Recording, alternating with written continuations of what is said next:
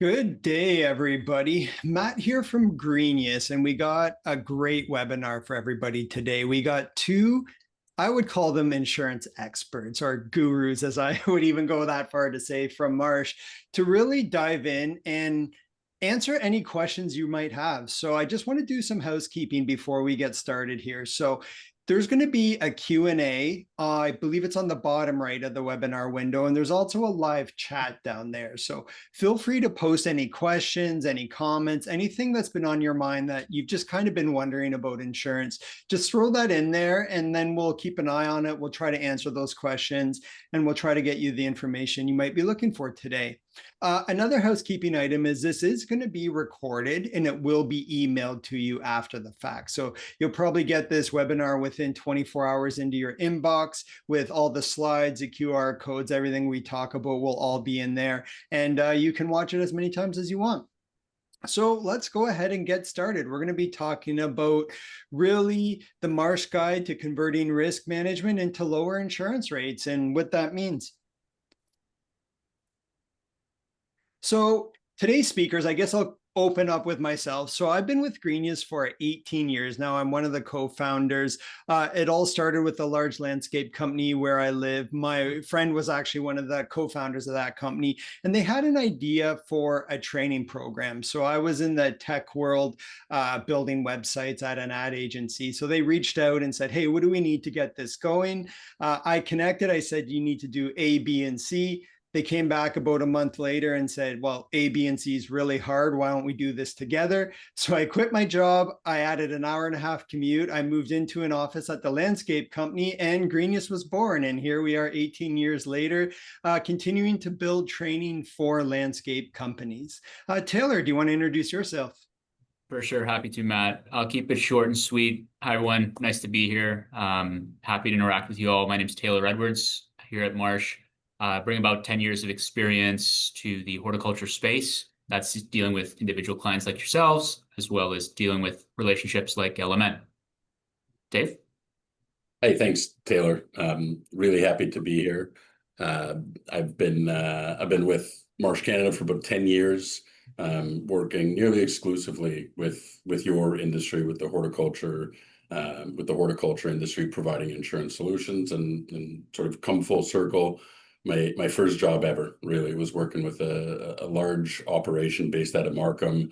Worked many seasons there, and a lot of good memories. So fortunate enough that I got to stay close to the industry as my own career progressed, and we're looking forward to the discussion today and sharing a bit about this new partnership.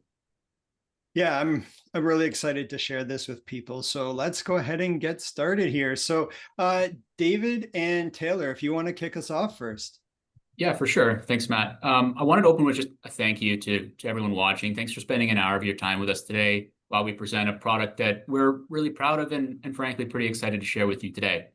A little bit of background is for the last 2 decades, Marsh has been involved in the horticulture space. And over that period of time, we've handled thousands of businesses in the horticulture industry, whether that be, folks in landscape design, landscape construction, snow removal, all the way to arborists and even some garden centers and greenhouses. So runs the gamut.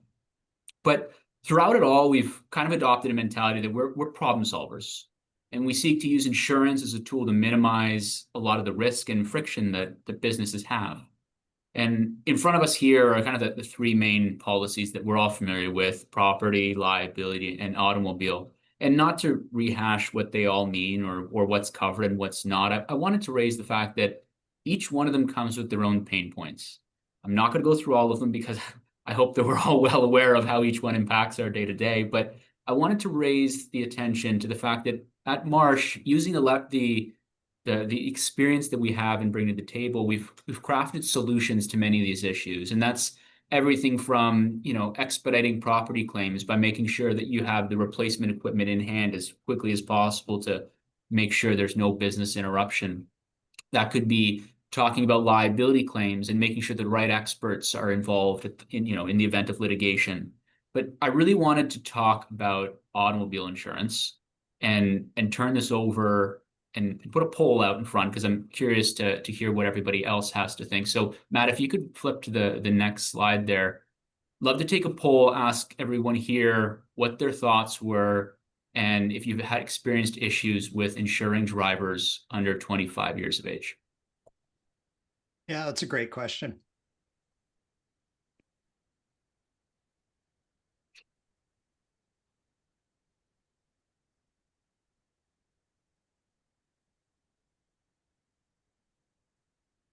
Again, no wrong answer. Not sure is just as good as a yes.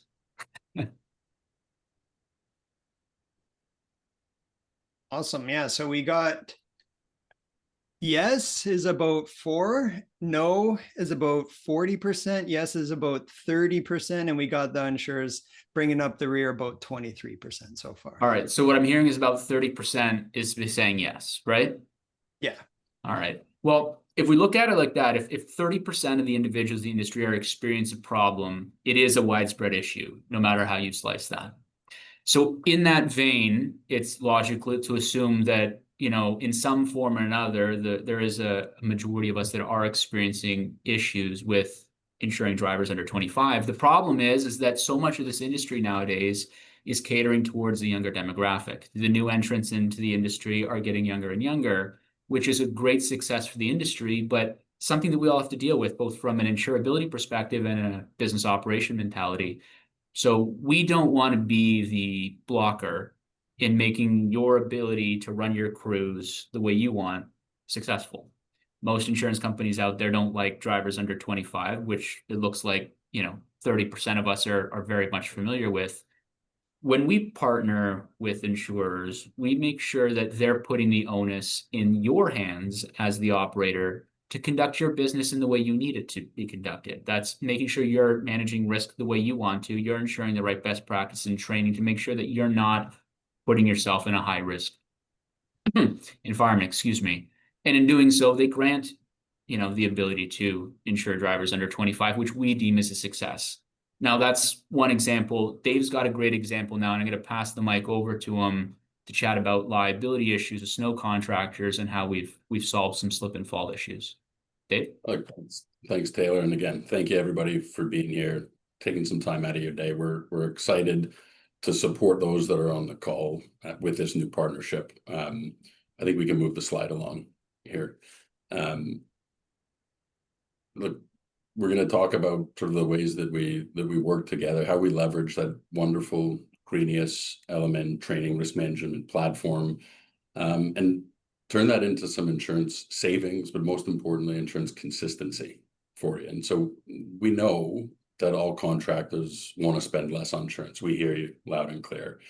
And we know that in general, contractors are spending somewhere near 1 to 5% of total revenue on their annual insurance program. It depends on the asset mix, the type of work that you do, but it's a high number. And we recognize that every percentage point or fraction of a percentage point that is reduced on the insurance spend, that stays with the business owner. And that's really material. What's not often discussed to business owners is really how much control you can have over the cost of insurance. And I don't mean that you're dictating what the premiums are, but there are levers that you have the ability to pull. There are levers that your business can pull to ensure that you present as an operation in the most appealing way to insurers. And that includes choosing partners, brokers, insurers that understand how to take that information and adapt, digest it, and translate that good behavior into good rates. So specialization is key. We see it in your industry. We see it all the time, whether it's sort of focusing on high-end residential or commercial or large-scale commercial industrial. We've seen contractors that really focus down on a niche and grow substantially as a result. And the same is true in the insurance business. I think if you're in a different industry, Taylor and I may not be the right team to support you. But our specialization, the experience, the service model, it's really tailored to support LMN clients exactly the way that they use and need insurance. And so whether you're an arborist, whether you're a landscaper, whether you have winter operations, the team is familiar with your cadence of interaction and the needs that you have on an annual basis, as well as in the event of a claim. So as a result of that deep specialization, we're buying more of this insurance than anybody in Canada. And very often we've got the ability to deliver the lowest rates. But what comes with that is also the ability to adapt a product and work with insurance partners that are committed long term. I'll give you an example. And unfortunately, over the last few years, there's been a boom in thefts of catalytic converters, entire yards being hit where 5, 6, 7, up to 10 catalytic converters are removed from vehicles at the same time. And typically, the owner is going to have a deductible for each vehicle. But we work with some insurers that understand that's unreasonable. You can't pay 10 deductibles at one time on a claim that may be only $7,000 or $8,000. And so what we've been able to do is to adapt some language to make sure that if that were to take place going forward, there's one deductible as a result. And so for our clients, for LMN clients that would engage with that, that's saving $25,000, $40,000, even $50,000 right there. And in an industry where we'll use 10% margins as sort of a baseline, that's the equivalent of a $250,000 job, a $400,000 job, where all of that profit is retained and stays with the business. We've been around for a long time solving common issues, but we're also so deeply engaged with insurance partners that as emerging risks take place, you want to make sure that your product adapts along the way, keeping in mind that those low rates are really required. I think we're doing a poll next. If we could just switch the slide. And so I wanted to take a panel. We're going to focus on the next slide just a little bit about sort of how to support some of the winter maintenance operators. And so if you're not a winter maintenance operator, that's okay. Take your best guess here. But wanted to sort of inquire to the group, how do you think that, of the list here, what can you engage with in a way that's going to give you sort of the best result for slip and fall claims?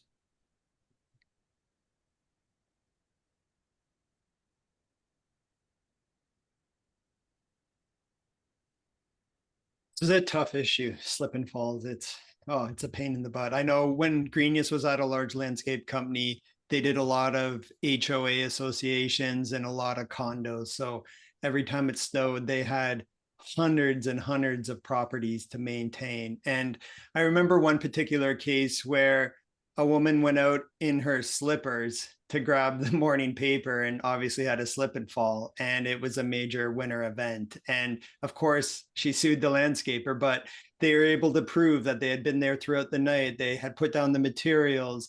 They had weather reports. They had all this documentation and this whole package to put together. And then they were able to make this awesome defense. And it didn't help. She was in her slippers, and the contractor was able to really put up this great defense. So do you see a lot of that benefit, or can you tell us a bit of that, talk to that a bit? Sure. I think what's sort of been a recurring theme about some of the pain is exactly what you said first, Matt, and it's footwear. Like, let's be honest about Canadian winters. There's snow on the ground, right? High heels, Crocs, they probably don't belong in the parking lots when there's weather events. And so I think part of that as a defense, and understanding, did the individual do what was reasonable given the conditions? That's what sort of a good defense is going to bring up to the claimant and the claimant's legal team there. So in addition to using the information that you referenced, they were on site, they did do what was reasonable. And so it's great to hear when we get good results, and that's something that we pride ourselves on, making sure that we're going to talk about it on the next slide, all of the inputs are valued appropriately. Yeah, I heard a lawyer do a talk on behalf of contractors, and he was saying whenever there's an incident, he always needs 3 things from every contractors, and those 3 things are documents, documents, and documents. You're stealing my thunder, but we'll talk about some of the documents. Was there any results in just how the group felt about that poll? Yeah, so the highest one was documentation of work performed, and then all the above got a lot of attention, and then choosing the right partners was actually 0 out of 11 there, and preseason inspections came up at the second most. Okay, so a bit of a trick question, that all of them stand alone as critically important, but if you can pair them all up together, you're putting yourself in the best position to get good results. And so, again, focusing down on the snow removal segment, there's a lot of information out there about what can be done, and it's not for Taylor and I to stand up and pretend we're ever going to be operational experts.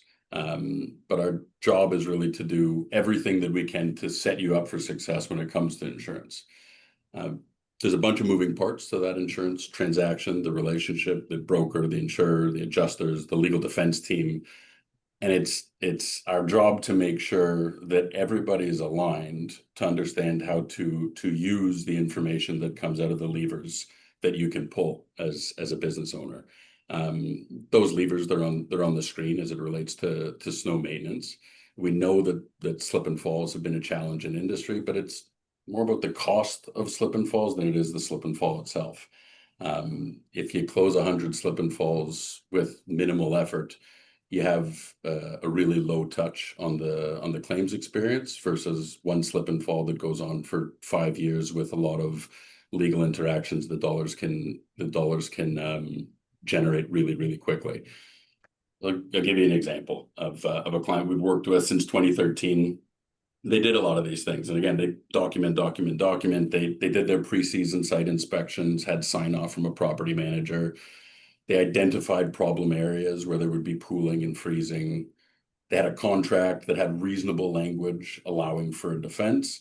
And they also had a clearly defined scope of work. And so over the course of the years, that contractor would make mention of the problem area. And eventually there was a claim.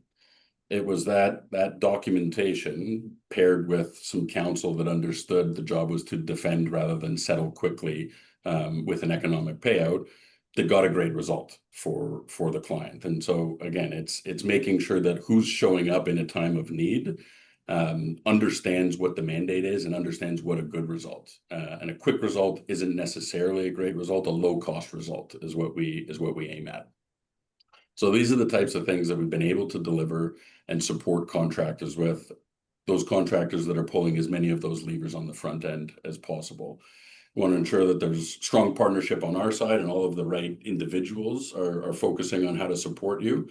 And then ultimately the training and risk management on an ongoing side. When you marry those three up, we're really putting ourselves in the position to have low touch on the claims experience, settle them in an economic way, and really maintain the ability to have those really low rates.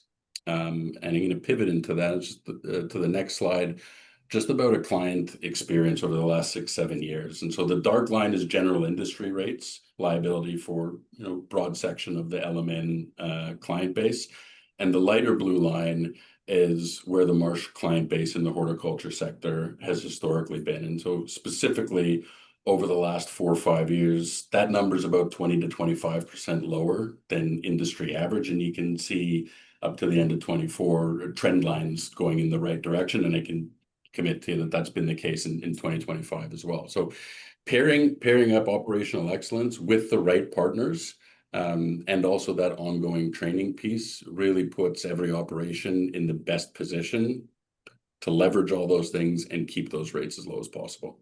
I'm going to pass it, I think, to Taylor and touch on a little bit of the training piece before we hand it over to Matt. Thanks, Dave. I want to revisit something real quick. That 9 area of focus schematic that Dave had up available earlier is not only just available for snow and ice contractors. The same things, different things, but the same mentalities can be applied to arborists. They can be provided to summer maintenance workers. They can be applied to garden centers. They're different, but the advice is still there and remains.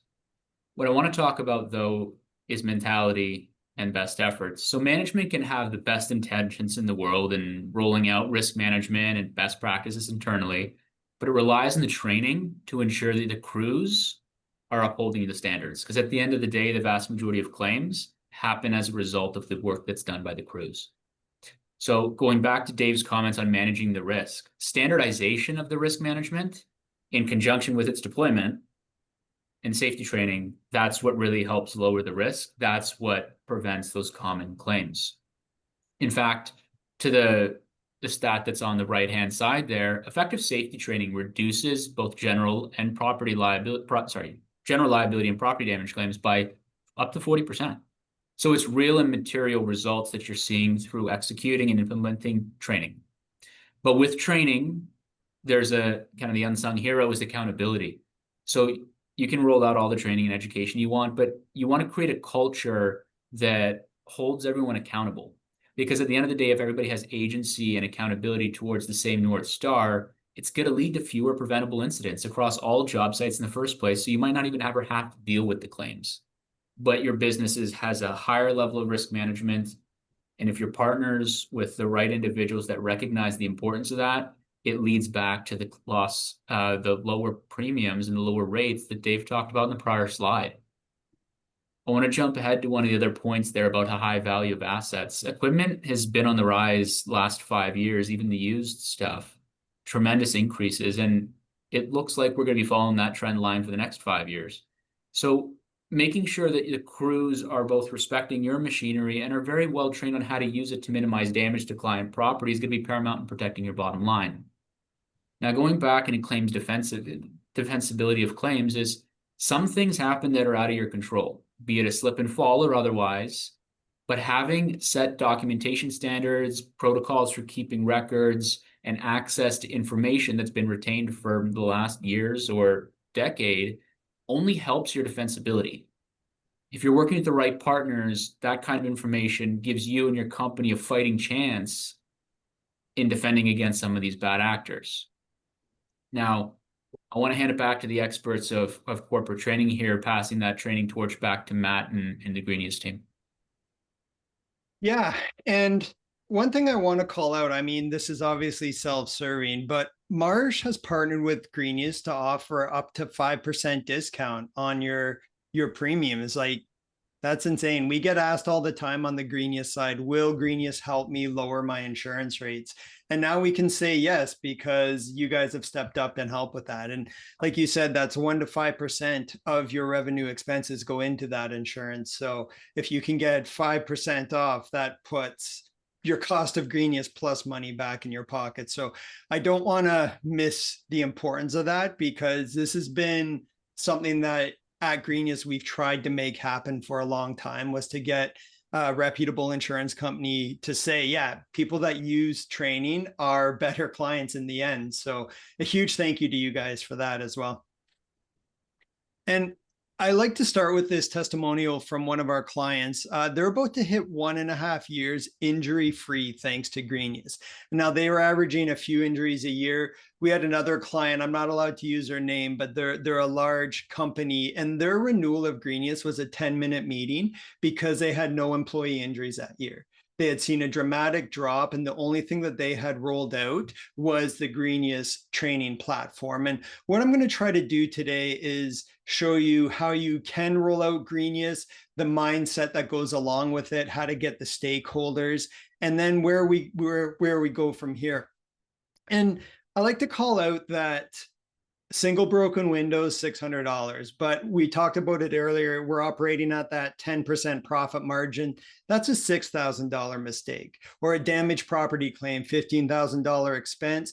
That's actually $150,000. You got to go out and sell and service and complete all that work, get paid on it to get the money to pay out on that claim. So that's where having these training programs start becoming really a source of investment in yourself and in your employees, where you're going to start seeing less equipment damage, less property damage, and then ultimately less insurance claims.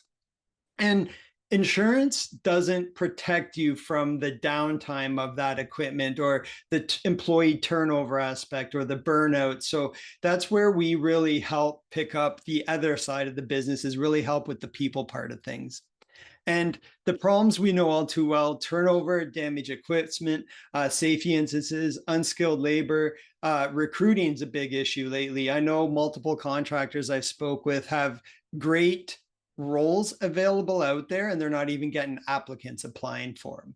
And then so I meet with them, we talk about their job ads. And one thing I noticed that they're missing is they're not selling a future in the job ads. So they're just saying, hey, we need a snow shoveler. You got to work on call. You got to work when it's cold. You got to work in the middle of the night. And it's a temporary job. And then they wonder why no one's applying for it versus, hey, at our company, we have a career path. So you started a snow shoveler, our best snow shovelers that show up on time, show up in proper uniform, show up with the proper gear, ready to work. We take the best of those and we move them to our maintenance crews in the spring. From there, our maintenance crews move on to technicians 1, 2, and 3. We move them on to crew leaders, ops managers, maybe branch managers someday. And by showing these career paths, companies that are doing this are seeing a huge influx of people applying for jobs. So this is one example. We have KD Landscaping. They're California based, but they're a large company and they're very awesome, forward-thinking company. And there was a brother of the owner who set out to really fix their turnover problem. And he took Greenius and he really developed a career track program at the company that shows people everything they need to do, how to get higher wages, how to move up at the company. And he put everyone into this program. And he was getting a lot of people coming in just saying, hey, I need a raise.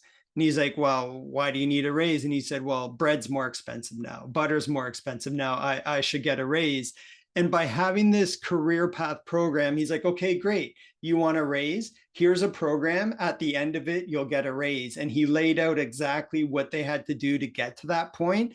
And now their turnover has gone from over 50% now to the low teens.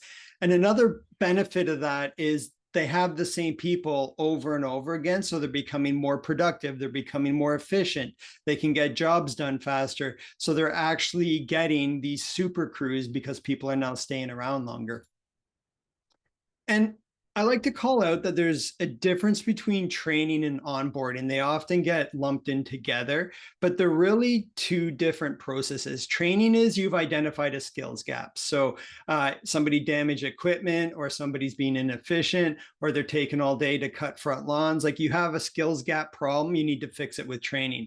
Whereas onboarding is a process of introducing somebody to your culture, making them feel welcome. Training is a part of the onboarding process, but it's really opening up your arms and welcoming people to the company. And I always challenge people, if you think of the word culture and you just swap it out with employee experience, it's like, what is your employee experience at your company? Right. So if you have a bad employee experience where the new hire, he showed up, he was hired on Friday. He's on the crew on Monday. No training, handed a mower. He's getting in trouble. His lines aren't straight. He's taking too long. He's making mistakes. Now he just had the blower. He backed into a car. Now you have an equipment claim.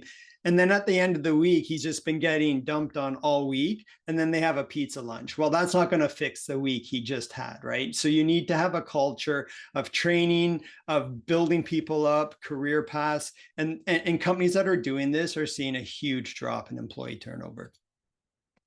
So you've decided, okay, you want to roll out training. How do we get started? So this is an actual program. I went to this company. I spent, I think it was 4 days working with their team, and we built out this entire process that they run all their new hires through.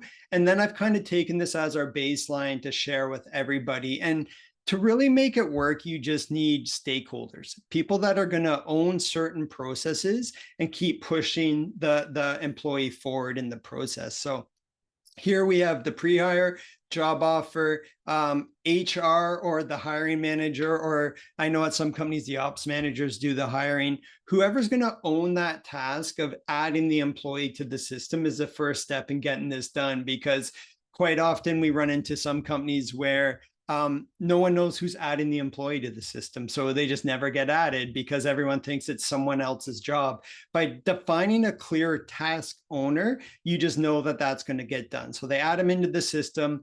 On the morning, they're going to go through their health and safety stuff. So they're going to go through their WMIS training. They're going to go through their harassment, Ontario Bill 168 training. They're going to go through all that regulatory stuff.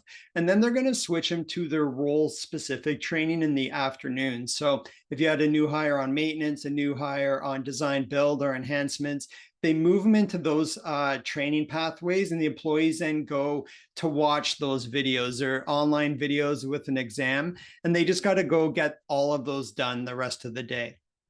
Fast forward to the next day. Sorry, before we get there, here's an example of what a learning path is. So I would assign the employee the health and safety basics, and then I would move them over to their role specific one. And the main difference between the US health and safety basics and the Canadian one is just we would have the WMIS with GHS, we'd have the Bill 168 stuff as well. Then they would go to that role specific training. So we'd move them to their technician hardscape level 1. Once they graduate from that, you could have your technician hardscape level 2. Again, it's all about having that career path. But we put them in their level 1. They'd watch these videos, and then they'd go home at the end of the day. At day 2, they're going to move to their crew. So then their crew leader would take the new employee side, get the rest of the crew working, open up the Greenius app, and they're going to run through some field checklists with the employees. So these are all on the crew leader's phone. It's going to say, okay, pick up this equipment, fuel it, put on your PPE. I want you to operate it. And the crew leader's checking off all the steps as the employee's doing it. But it's not about right or wrong at this point. It's about ensuring the employee's getting that training. So the employee forgot to put on hearing protection, he would say, hey, stop. I noticed you forgot hearing protection. That's very important. I need you to go ahead and put that on. When the employee puts it on, he checks it off. So it's not a gotcha moment. It's making sure that they're getting that training. At the end of that first day, they now know all the equipment. They've shown they know how to use it correctly. Now they're not, excuse me, they're not going to be experts. That's just going to take time on the equipment, but they're going to know how to watch out for personal hazards, bystander hazards, property hazards. They're now going to know how to fuel it correctly, start it correctly, operate it correctly. And all of that is going to lead to less equipment damage, less claims, less property damage, and just safer for everybody. They're going to get faster the more they use it, but at least they know the fundamentals. And you can prove that, hey, with this documentation, we trained them on all of these steps. They signed off on it. You have all this proof that you put this employee through that training process. And then at the 30-day mark, you can run them through a performance review. We have an app to do this. You can do it in about 7 to 10 minutes. And then you know how the employee's doing. You can set a benchmark. You can measure their onboarding. You can identify weaknesses. And also it forces the crew leader to stop for a second and check in with that new employee. Because quite often everyone gets busy. They have schedules, tickets are trying to get knocked out. They don't want to work Saturday. So they just don't have time to really check in with that new hire to make sure everything's going well. So this kind of forces that 5-minute check-in. How's it going? Hey, I noticed you're doing this incorrectly. I need you to do it this way, and just fix those problems before it's been 6 months and they're just driving that crew leader insane because they keep putting the blower in the wrong spot, or they keep putting the fuel in the wrong spot. Just fix those issues, and then you're just putting out the future fires and headaches, and it's just a better experience for everyone. Then you would do a 60-day performance review, measure it against the 30-day. Are we improving? Are things working? And then do that final 90-day on performance review, where we're going to exit them out of onboarding now and move them into a career path. So now, where do you want to go at our company? I know one contractor, they ask everybody, if you could have any job at this company, what job do you want? And it might be a new hire on a maintenance team who said, hey, I want to be a carpenter on design build someday. And then they start them on that path. Now, it might take them a while to get there, but at least they're working towards that goal. And then that employee becomes really sticky because they have a future at your company. They're working towards something. They can see a North Star, and it just becomes this huge retention program. And then you get that efficiency that comes with it. You get the buy-in. And then at the end of it, you get less damaged equipment, you get less claims, and just overall a more engaged staff. So how do I do that? How do I turn a job into a career? And I read a book I highly recommend. It's called Fire Your Hiring Habits. If you're ever interested in a book about how the world pivoted during the kind of post-COVID era around hiring and recruiting, it's a really good book. But there was a story in there where there was a manufacturing company with plants all over. And each one was about 40% employee turnover, which obviously is very similar to what we're facing in the landscaping industry. But one plant was around 10 to 12%.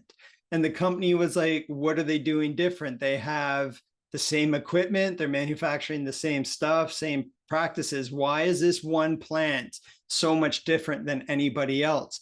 And what this plant had done differently was they took the company career paths, they printed them out on the crew wall, and everyone knew where they were at in the path. So they had mapped it all out, and then they had a marker for everybody, and everybody knew exactly what they had to do to get to that next level. And everyone was working towards a better career at the company. So no one was going anywhere, because I'm not going to leave you for more money, because I'm on my way to getting more money. And their turnover at this one plant was 30% better than all the others.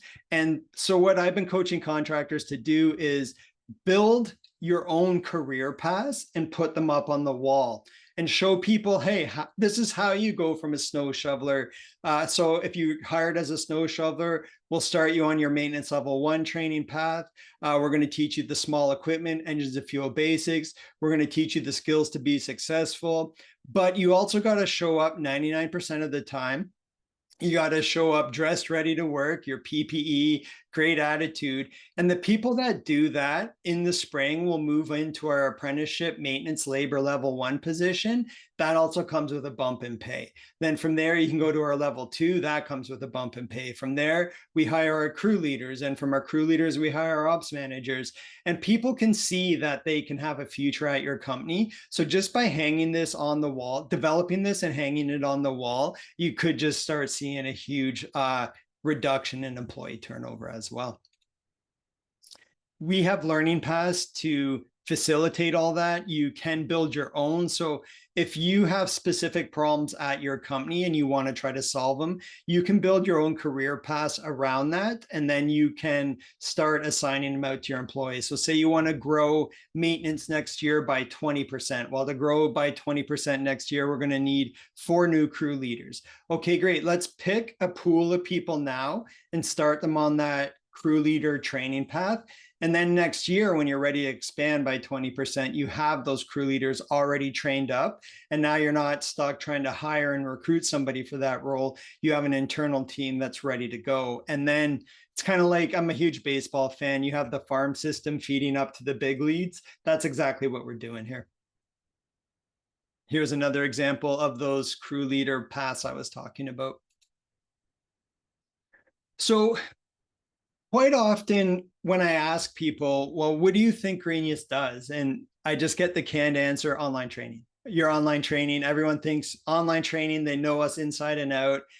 We're so much more than that. And I'm structuring people to really understand that it's an employee development system where you're using career paths, you're using performance reviews, and to tie it all together, accountability. You can measure who's doing what, you can prove who's doing what, and you have the documentation to prove who's doing what. So if you ever have an accident or an incident and you need to prove you made the best efforts around due diligence to train that employee, you have this full documentation. You would just open us up, click print, and get their entire training history out of Greenius. And it's a great way to get that documentation you need. So really, I like this quote here. You can't do it all, but you don't have to. You're not just running a business, you're building people. And that's where we shine. And that's where I truly believe is focusing on building people and career development and people development. And our contractors that are doing this are just seeing big improvements in retention, damaged equipment.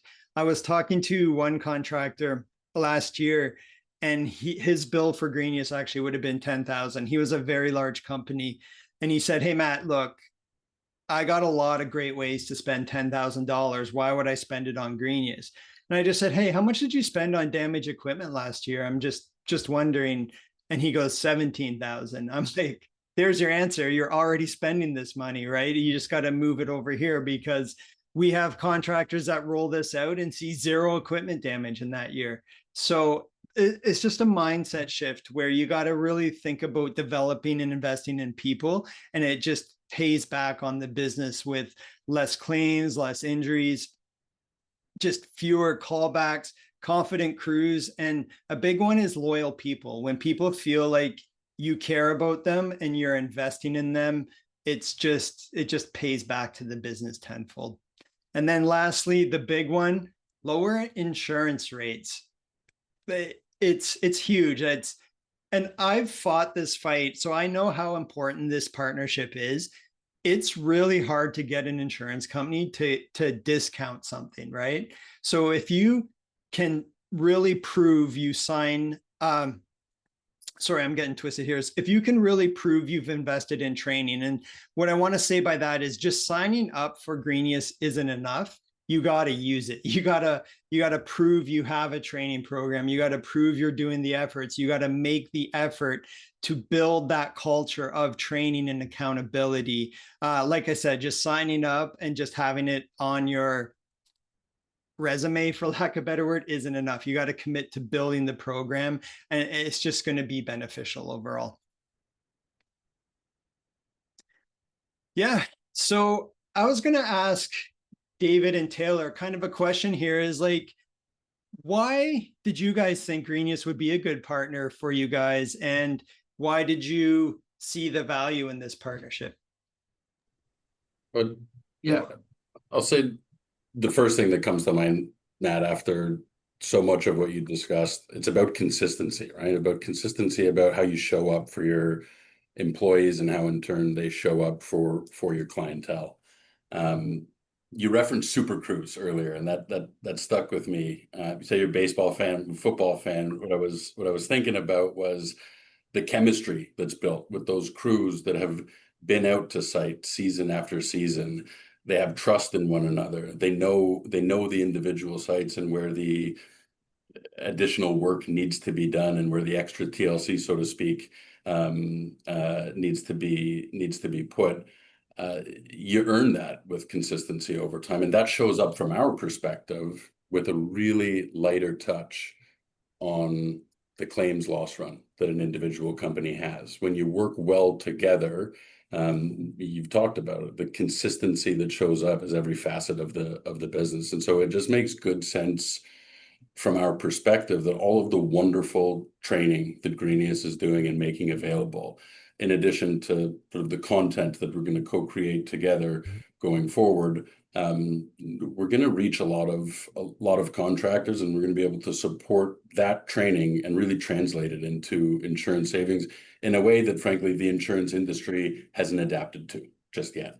And so, in addition to the fact that, Matt, in all of our discussions, I think some of the things that we all share is really the ability to support the wonderful people in this horticulture industry, right? Making sure that the challenges and the problems that exist are things that we own really intensely and do everything that we can on the insurance side in our narrow tranche of supporting operations to deliver on lower premiums, but to really deliver an excellent experience as well.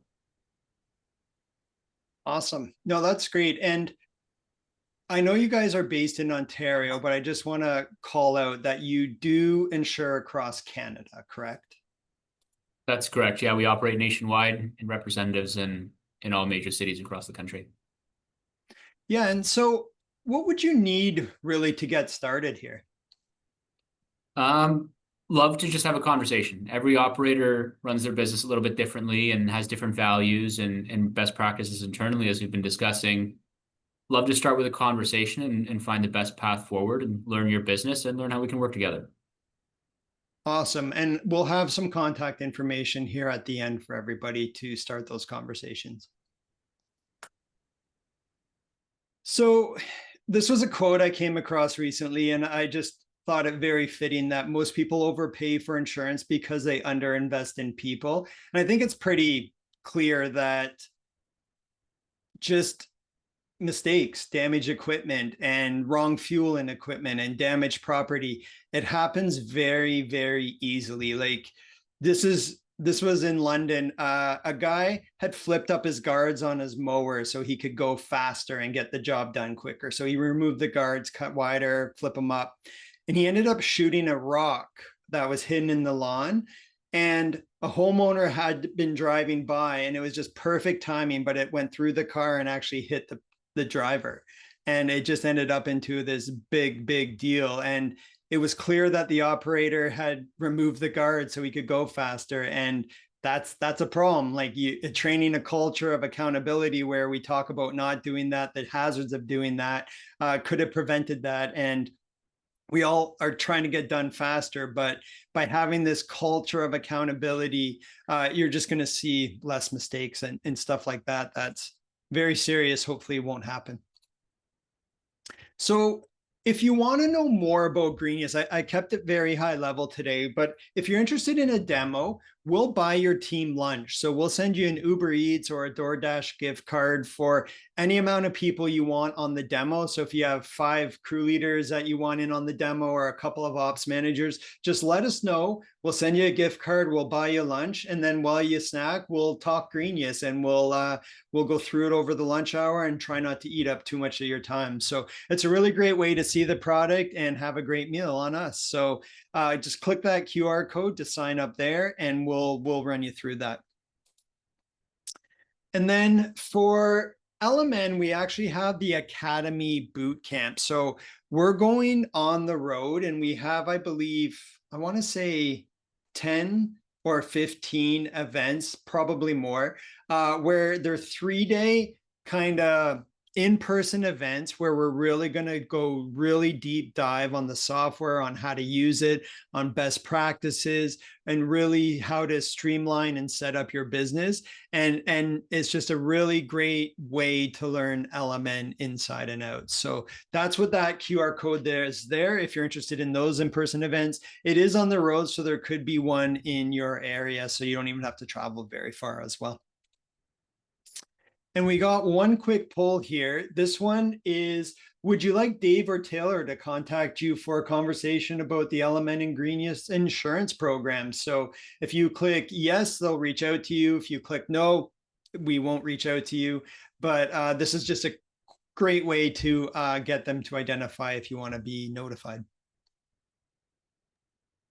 Matt, we talked about this, but we understand that insurance is relevant specifically at certain times of the year.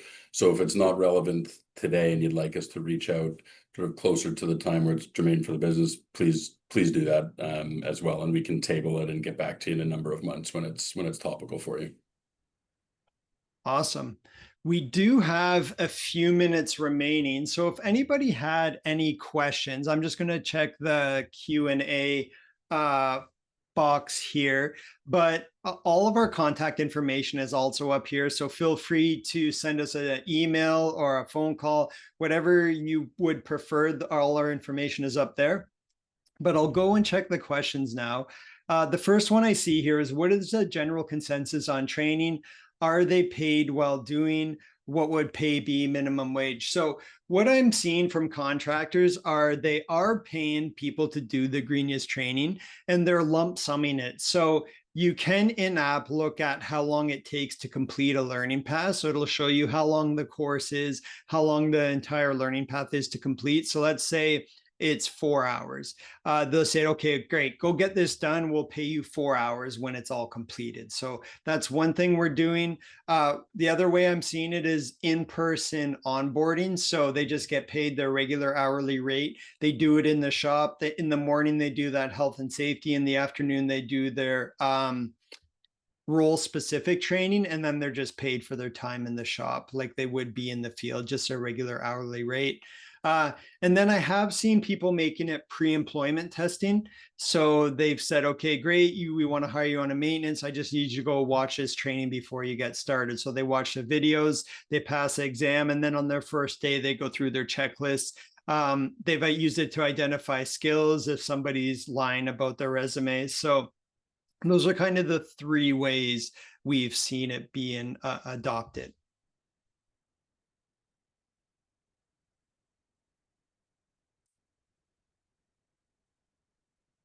Great. I'm not seeing any more questions. So that is all we had for today. If you had to hop off, feel free to hop off. I don't mind hanging out another couple minutes in case you thought of one more question or anything. But I just want to thank everybody for joining today. I know your time is really valuable, and it just means a lot that you set some aside to spend it with us today. So again, thank you very much for joining. This is recorded. It will be sent out again within probably the next 24 hours.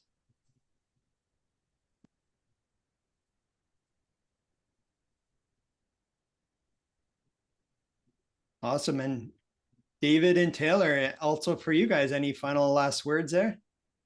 Just wanted to thank everyone for their time, extend the offer that we're here to chat if you want to. The contact information is on the screen. It'll be, I guess, distributed alongside this recording. So appreciate the time. Thanks, everybody. Awesome.